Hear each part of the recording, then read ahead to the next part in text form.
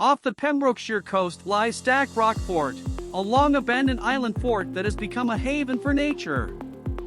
Photographer Steve Liddiard had the opportunity to explore this 19th-century time capsule and was amazed by its cathedral-like structure, overgrown with seabirds circling overhead.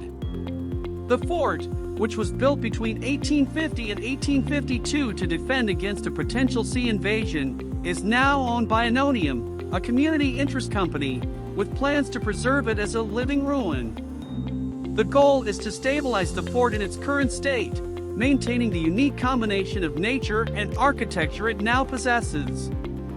The project presents various challenges, as the fort is a scheduled monument, part of the national park, and can only be accessed by boat under specific conditions. Security issues have also arisen due to trespassers lighting bonfires on the site.